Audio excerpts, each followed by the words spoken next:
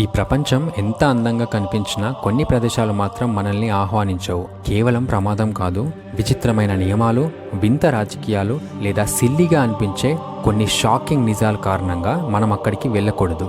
ఇప్పుడు చూద్దాం ప్రపంచంలో అత్యంత విచిత్రమైన, ప్రమాదకరమైన మరియు ఎవ్వరూ వెళ్ళకూడని 10 దేశాలేవో.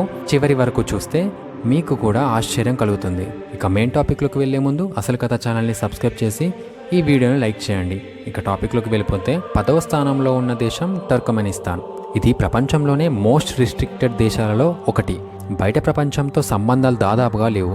ఇక్కడి ప్రెసిడెంట్ వ్యక్తిగతంగా ప్రతి మీడియా, ప్రతి ఆలోచన మీద నియంత్రణ కలిగి ఉన్నాడు. ఎంతలా అంటే పర్యాటకులు వస్తే వారికి గైడ్ తప్ప మరెవరితో మాట్లాడే హక్కు లేదు. ఇది సరిపోలేదన్నట్టు ఇక్కడ ఒక డోర్ టు హెల్ అని పిలువబడే మంటల గుంట కూడా ఉంది. ఇదిగా ఇక్కడ ఆశ్చర్యకరమైన విషయం ఏంటంటే ఈ రోజు కూడా అది ఆగలేదు. అంటే నిజంగానే నరకపు తలుపు లాంటిదని చెప్పుకోవచ్చు.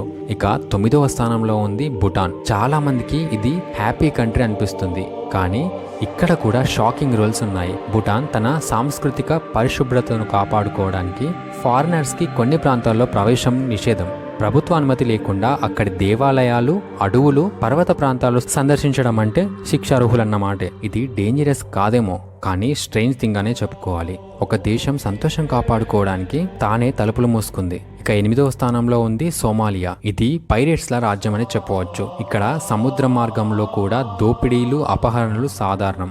దేశంలో నిబంధనలు దాదాపుగా లేవు. గ్యాంగులు, మిలిటరీ గుంపులు కంట్రోల్లో ఉంచుతాయి. జర్నలిస్టులు, విదేశీయులు ఇక్కడ కనిపిస్తే చాలాసార్లు అదృశ్యమైపోయిన సంఘటనలు ఉన్నాయి. యుఎన్ఓ, డబ్ల్యూహెచ్ఓ లాంటి సంస్థలు కూడా ఇక్కడ పనిచేయడానికి రిస్క్ తీసుకోవంటే అర్థం చేసుకోవచ్చు ఇది ఎంత డేంజరసో. ఇది కేవలం డేంజరస్ కంట్రీ కాదు, లాలెస్ జోన్ అని చెప్పుకోవచ్చు. ఇక 7వ స్థానంలో ఉంది యుక్రెయిన్. ఇక్కడ ప్రమాదం రాజకీయంగా కాదు, ప్రకృతిగా. అంటే 1986లో జరిగిన చెర్నోబిల్ న్యూక్లియర్ డిజాస్టర్ తర్వాత ఆ ప్రాంతం పూర్తిగా మూసివేయబడింది. ఇప్పుడు కూడా రేడియేషన్ స్థాయి కొన్ని ప్రాంతాల్లో ఇంకా ప్రమాదకరంగా ఉంది. కొన్ని అడ్వెంచరస్ టూరిస్టులు ఇక్కడికి వెళ్తారు, కానీ శరీరంపై రేడియేషన్ ప్రభావం అనేది అనేక సంవత్సరాల పాటు ఇబ్బంది పెడుతూనే ఉంది. అంటే ఇది సైలెంట్ కిల్లర్ జోన్. ఇక 6వ స్థానంలో ఉన్న దేశం central African republic. Constant war zone. ఇక్కడ రాజకీయం, మతం, గ్యాంగులు అంతా కలిసిపోవడంతో కంటిన్యూస్గా అల్లర్లు జరుగుతూనే ఉంటాయి. యుఎన్ ప్రకారం ఇది ప్రపంచంలోనే అత్యంత ప్రమాదకరమైన దేశాల్లో ఒకటి, ముఖ్యంగా జర్నలిస్టులకు, విదేశీ పర్యాటకులకు. ఇక్కడికి వచ్చిన వారు మిస్సింగ్ అయ్యారనే సంఘటనలు అనేకంగా నమోదయ్యాయి. సాధారణ పౌరులకే రక్షణ లేకపోతే విదేశీయుల పరిస్థితి ఊహించుకోవచ్చు. ఇక 5వ స్థానంలో ఉన్న దేశం లిబియా. ఇది ఒకప్పుడు ప్రపంచంలోనే అత్యంత ధనవంతమైన ఆఫ్రికా దేశాల్లో ఒకటి. కానీ గడాఫీ చనిపోయిన తర్వాత ఇది పూర్తిగా గందరగోళంలోకి పడిపోయింది. ప్రస్తుతానికి ఇక్కడ 2 ప్రభుత్వాలు ఉన్నాయి, కానీ ఎవరికి పూర్తి అధికారం లేదు. ఇక్కడి ఎడారుల్లో కూడా మిలిటరీ గుంపులు పర్యాటకులపై దాడి చేసిన సంఘటనలు ఉన్నాయి. అంటే ఇక్కడ ప్రయాణం అంటే నడిచే టైం బాంబ్ మీద కూర్చోవడం లాంటిదే. ఇక 4వ స్థానంలో ఉన్న దేశం సిరియా. ఇక్కడ 2011లో మొదలైన సివిల్ వార్ ఇప్పటికీ ఆగలేదు. ఇళ్లకు బాంబులు, రసాయన దాడులు, మిలిటరీ పోరాటాలు. ఇక్కడ జీవితం రోజు యుద్ధం అనే చెప్పుకోవాలి. యుఎన్ నివేదికల ప్రకారం సివిలియన్స్ పై కెమికల్ అటాక్ జరిగినట్టు నిర్ధారణలు ఉన్నాయి. ఇలాంటి దేశానికి వెళ్ళడం అంటే జీవితం రిస్క్లో పెట్టడం లాంటిదే. ప్రజలు తాము రక్షించుకోవడమే ఒక మిషన్ అయిపోయింది. ఇక 3వ స్థానంలో ఉన్న దేశం యెమెన్. ఇది ప్రపంచంలోనే అత్యంత హ్యూమన్ క్రైసిస్ ప్రాంతం. ఆహారం లేదు, మందులు లేవు, విద్యుత్ కూడా లేదు. ఇక్కడ జరుగుతున్న యుద్ధం కారణంగా లక్షల మంది మరణించారు. డబ్ల్యూహెచ్ఓ కూడా ఇక్కడి పరిస్థితిని ఫెమైన్ లెవెల్ ఎమర్జెన్సీగా పేర్కొంది. అంటే అర్థం చేసుకోవచ్చు. పర్యాటకులు అక్కడికి వెళ్తే బేసిక్ సేఫ్టీ కూడా లేదు.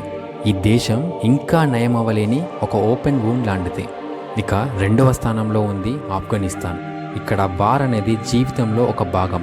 తాలిబాన్స్ తిరిగి అధికారంలోకి వచ్చాక మహిళలపై నియంత్రణ, విద్యా నిషేధం, పర్యాటకులపై అనుమానం అన్నీ పెరిగాయి. ఇక్కడికి వెళ్ళడం అంటే ఎప్పుడూ ఒక శత్రువుతో నడుస్తున్నట్లు ఉంటుంది. అక్కడి పర్వతాలు అందమైనవి, కానీ ఆ అందం వెనుక ఉంది భయంకరమైన అస్థిరత. ఇక 1వ స్థానంలో ఉన్న దేశం ఉత్తర కొరియా. ఇది ప్రపంచంలోనే మోస్ట్ రిస్ట్రిక్టెడ్, మోస్ట్ డేంజరస్ దేశం. ఇక్కడ మీరు ఏదైనా తప్పు చేస్తే శిక్ష కేవలం మీ ఒక్కరికి కాదు, మీ కుటుంబానికి కూడా పడుతుంది. స్వేచ్ఛ లేదు, ఫ్రీ మీడియా లేదు, బయటికి వెళ్ళను కూడా వెళ్ళలేరు. టూరిస్టులు గవర్నమెంట్ గైడ్ లేకుండా బయటికి వెళ్ళలేరు. 2015లో అమెరికన్ విద్యార్థి పేరు ఓట్టో వార్న్బియర్ అక్కడ 15 సంవత్సరాల కఠిన శిక్షకు గురై తిరిగి స్వదేశానికి వచ్చిన 6 రోజులకే మరణించారు. అంటే అక్కడ మనిషి జీవితం ప్రభుత్వం అనుమతిపైనే ఆధారపడుతుందని అర్థమవుతుంది. ఇది కేవలం దేశం కాదు, ఒక లివింగ్ ప్రిజన్ అనే చెప్పుకోవాలి. అయితే ప్రపంచం ఎంత పెద్దదైనా అన్ని ప్రదేశాలు మన కోసం కాదని అర్థమవుతుంది. కొన్ని ప్రదేశాలు మనల్ని ఆలోచింపజేస్తాయి. మనం స్వేచ్ఛగా ఉన్నామంటే అది ఎంత గొప్ప వరమో గుర్తు చేస్తాయి. ఈ కథలన్నీ మనకు ఒకే పాఠం చెప్తాయి. Freedom is not free, it's the most expensive thing in the world. That's for today guys. Hope you like the video. Don't forget to subscribe అసలు కథ అండ్ థ్యాంక్స్ ఫర్ వాచింగ్.